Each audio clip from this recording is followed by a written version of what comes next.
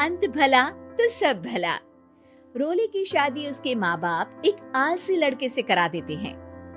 चलो, रोली की शादी हुई और हमने गंगा नहाई। और क्या, बेटियां तो होती ही हैं बोझ। हाँ, पर अब क्या चिंता, उतार तो दिया बोझ तुमने, अब वो लोग समझे। ससुराल में रोली का पति कहता है, देखो, मैं कोई काम नहीं करता, ये बात तुम्हारे मम्मी पापा को बता दी थी मैंने। अब जो किराया आता है दुकान का, उसी से घर का गुजारा करना है। कभी भूल से भी कोशिश ना करना किसी चीज की डिमांड की।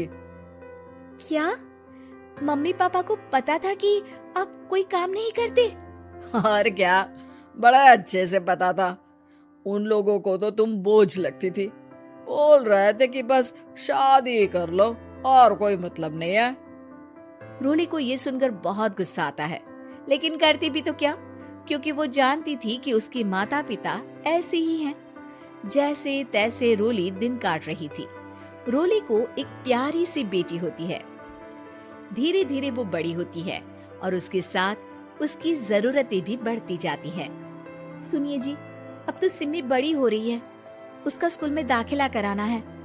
मैंने अब तक तो जैसे तैसे समय काट लिया, लेकिन मैं बच्ची की परवरिश में कोई कमी नहीं रखूंगी। अरे क्या है यार, तो लगता है कोई ना कोई काम ढूंढना ही पड़ेगा।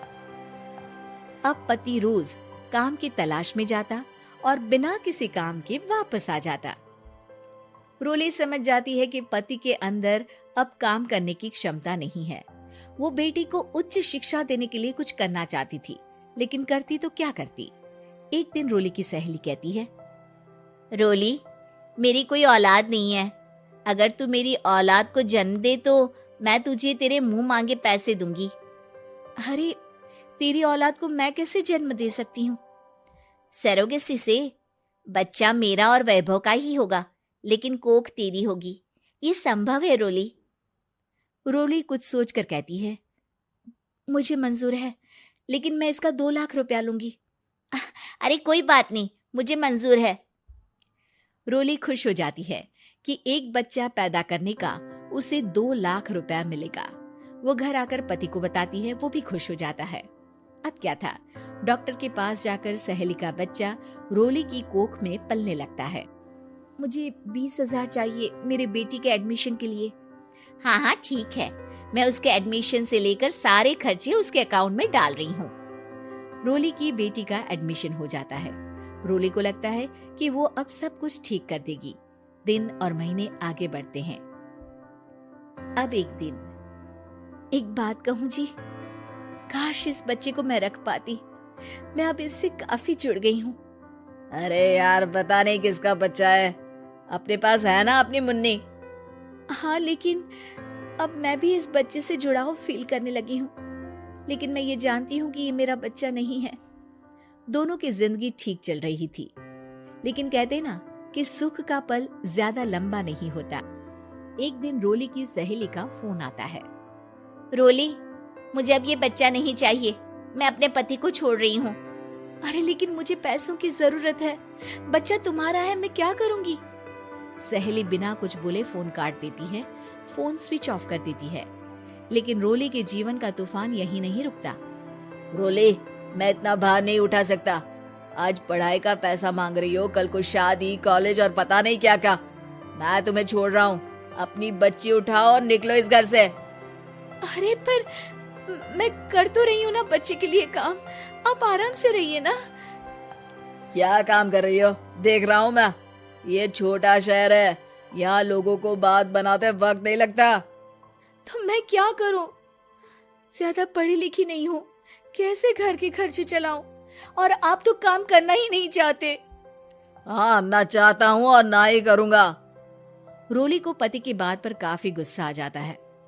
ठीक है, अगर मेरे जीवन में संघर्ष ही लिखा है तो वही सही।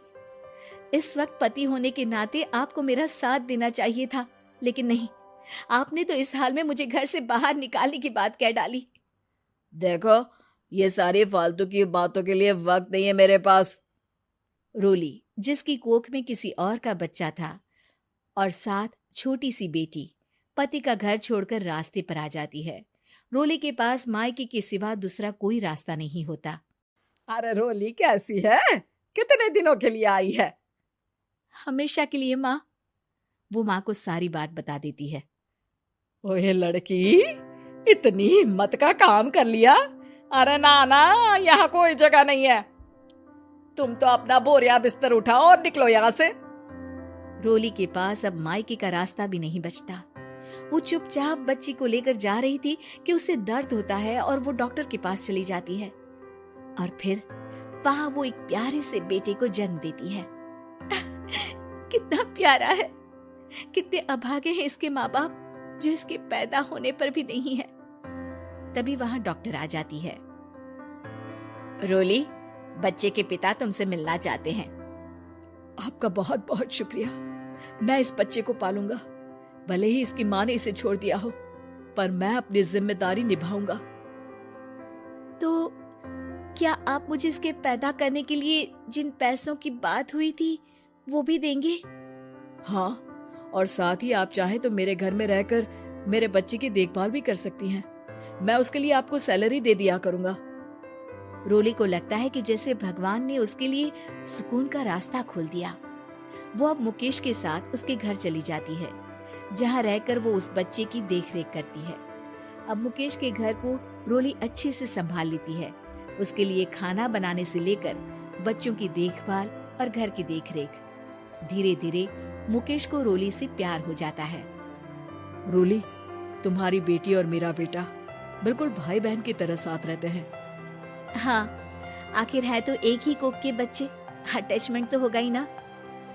रोली, तुमने घर और मुझे दोनों को संभाल लिया। ये तो मेरा काम है।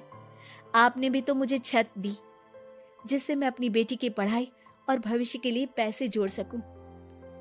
अब रोली, क्या तुम मुझसे शादी करोगी?